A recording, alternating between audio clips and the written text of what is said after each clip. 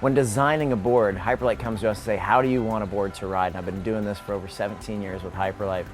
I want to create something that not only I can take right out of the box and ride it at a Pro Tour, but I also want to have something that the first-time user can take out. I create a board that's super user-friendly. So some of the features that I do to do that, we've got a 3-stage blended rocker, which means that the board from tip to tail has one continuous rocker, but as you get just about to where your feet are on the board, that rocker is going to accelerate a little bit. What that does is that when you get to the wake, it's going to give you that little bit more snap. So the thing that sometimes 3-stage will do is it'll have a big flat spot, and I didn't want to do that because I wanted to have a continuous landing board, which means a softer landing board.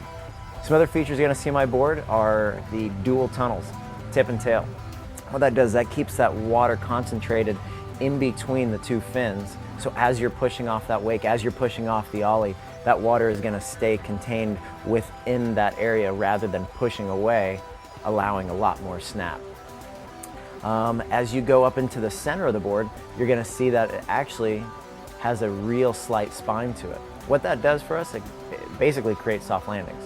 The way that it does that, think of a spoon. If you flip it over and you smack the water, that water is not only going to go out from underneath that, creating a very soft landing. Is if you take that spoon and just barely turn it off to the side and then you hit the water, it's going to want to find equal pressure, which means that that board, when it lands, if you're a little bit off, it's going to help you out. It's going to want to find that center.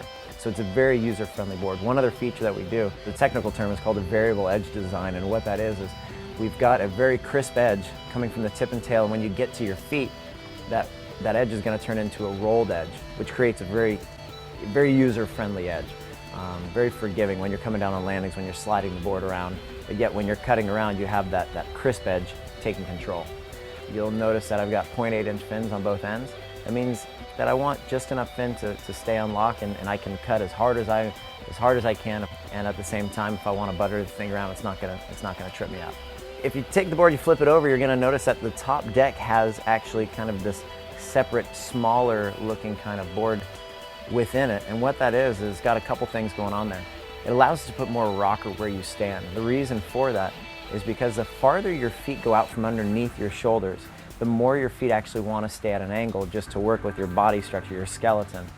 Also doing that allows us to take a little bit out of the tip and tail, and we scallop away some of the board at the tip and tail. So we have a very thin profile up there, taking away from a lot of swing weight, and allows me to spin that thing around as quick as I want. Two different ways to mount your bindings onto my boards. You've got the BioLite, which is a traditional insert pack.